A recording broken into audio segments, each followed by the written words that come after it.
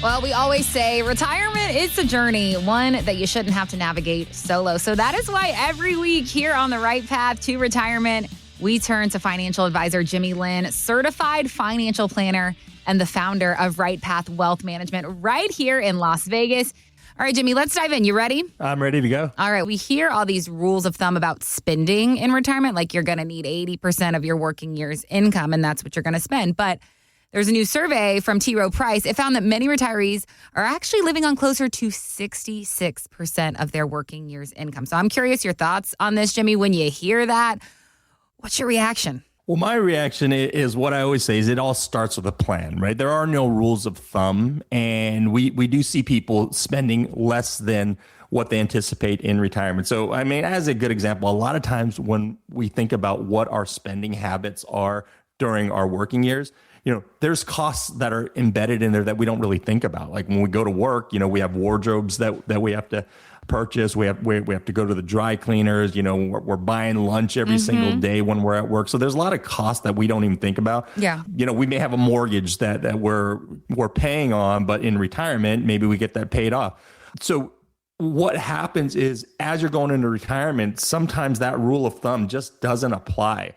And you can't really retire with a rule of thumb. We've talked about that, right? People deserve their own customized retirement plan, because I'll tell you, a lot of times it's not only that people, sometimes spend less, but sometimes, Casey, it's not by choice. Yeah. Sometimes people spend less because of the fear of spending. And a perfect example, we had a couple that we're working with right now, and they wanted a certain amount. We won't go into the exact numbers, but there was a certain amount that they wanted. Okay. And every planner that they talked to, because they were shopping around and they were going to some planners, and everyone just told them they couldn't reach that level. The resources they had couldn't reach that level. But what all the planners were looking at, they were looking at a linear plan where they were going to spend the same amount they did when they retired at 60 as they were going to do at 80 years old. Mm-hmm. And Casey, you and I both know that we're not going to be taking the same vacations we are at 60 than we are at 80. Our body just is not going to keep up. Right. So that's not really true planning. That's really just kind of a cookie cutter scenario. Mm-hmm. And what we really did is we mapped out what we call the retirement smile. I've mentioned it a few times on our show, but it's really the understanding that a lot of our heavy spending is going to happen during those, say, first 10 years of retirement, where our body feels great and we want to travel Europe, travel Asia, or do whatever fun thing that we want to do. But as we get into those, early 80s, maybe even late 70s, our body starts to slow down a bit. So we're not spending as much until maybe the last few years of our life where we may need some long-term care. But if we front load some of that spending, we actually are able to spend more. So it's about having that custom plan that fits your lifestyle. And that's why I think that sometimes people underspend, sometimes by choice, sometimes by lifestyle, but sometimes just because they don't have that magic word again that we talked about, that clarity. Yeah. Right? They don't have that plan. Mm-hmm. But once you have that in place, what we see is that people can actually do a lot more than they realize. If you had to pick just one area that people most commonly forget to budget for in retirement, what would you pick? I know there's lots of options, Jimmy, but what would you say is your number one that you see? I think healthcare, right? Because healthcare, some people don't know. We look at inflation and we look at the rate of inflation, but healthcare typically inflates at twice the normal level of a regular inflation.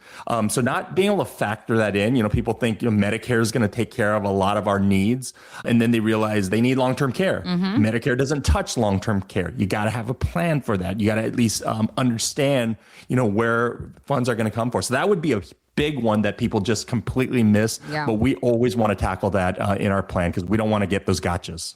When people come in to talk with you and you're talking about their spending and their plan for their spending in their retirement, do you find that people usually are overestimating or underestimating what they're going to spend in retirement? And then same question once you actually map it out for them.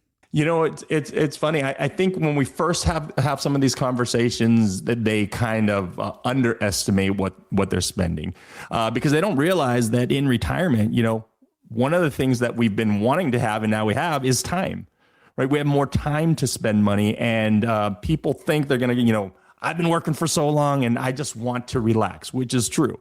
but you can only relax and sit at home for so long. You want to start, your body just starts naturally as humans. We want to start doing stuff. So I think a lot of times they underestimate how much they're spending. And so after we build that plan, they're like, okay, well, yeah, I could see how their, costs are going to add up. And so you got to account for that. Because like I said, the last thing you want to do is under budget. And then we find out we want to do a few things and we didn't plan for that. I feel like a big problem too is people actually thinking only in percentages. Even this study that showed, I'm going to live on 80% of my working year's income, but I'm actually living on closer to 66%. We're thinking only in percentages instead of lifestyle. So what would you say to somebody who's only ever thought in terms of percentages? What's the first step to actually start making that shift to think in terms of lifestyle? Yeah, you got to build out those hard numbers, right? You got to understand what are the things that we want to do. You can't just earmark a percent of your portfolio for vacations because everyone's vacation is different. Mm-hmm. Some people want to just, go to the beach and that's not as expensive as flying to Europe. So you got to start having that custom plan because these kind of rules of thumb, they're okay when we're kind of just in that accumulation phase where we're saving a certain amount for something that we think we're going to need 10, 15 years from now. But when you get to that point where it's go time and you need this money, you do not want to kind of play it by ear and use these rule of thumbs because everyone's plan is different. So we got to understand, what do you want to do in retirement? What are your goals? Everyone has their own retirement. You only have one retirement. So make sure you plan it right so we can do all those fun things. But that's part of our planning process.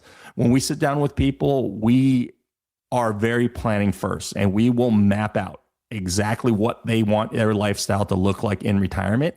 And then we make sure that their portfolios are structured to align with that lifestyle. Well, and everyone has different goals and different things that they want out of their retirement, like you were just saying, Jimmy. So I'm wondering if, sometimes do you have clients come to you that they have the exact same number, that exact same percentage that they think they're going to be spending in retirement, but they can have two completely different looking retirement experiences, even though their number is the same. Do you see that? Yeah, because it's about what you want to do. Both scenarios could spend a certain amount, but we could have scenario A who wants to live within their means, scenario B that, we say, Mr. and Mrs. Jones, you could spend $8,000 a month, but what do they want to do? They want to fly to Hawaii 4 times a year, so it really comes down to expectations, expectations based on the resources they have. And we have realistic conversations, and because people come to us for that. People don't want us to just be the yes people. They want us to provide them with that clarity through actual planning and through actual data. That's why it's so important on the front end that we collect this information, because to your point, you can have 2 exact scenarios, but if their expectations are different in retirement, then their joy and happiness are going to be different because they're set up for failure if they don't understand what capacity of spending they have based on their resources. And so is this something that you can address in this retirement consultation that you're offering? Is the retirement spending and the spending plan a part of that initial conversation that you have with somebody? Yeah, for sure. Always. Like every conversation when we have, if any of the listeners give us a call, as part of that consultation, we're going to dive into what our expectations are in retirement. And then, talk a little bit about the resources that they have in order to achieve that type of lifestyle. And we'll be real honest, we'll let them know whether it is achievable. It's pretty easy for me to kind of ballpark what they'll be able to spend in retirement. But then we'll also kind of give them some actionable items as far as like, there are some changes that they may need to do. They can do it on their own. They can ask for our help, but we'll definitely kind of point them in the right direction as far as how their accounts have to be aligned with those goals. But then you kind of lump on top of that things like tax strategizing, which is kind of goes hand in hand with all this, because the more money we keep away from the IRS, that's more money we can spend on vacations. So kind of big picture, we will talk about their spending goals, desires, as well as how they need to kind of allocate their resources in order to achieve all those goals. That is going to do it for us this week. We will be back next week, same time, same place, with more great insight from certified financial planner Jimmy Lynn here on The Right Path to Retirement. Take care.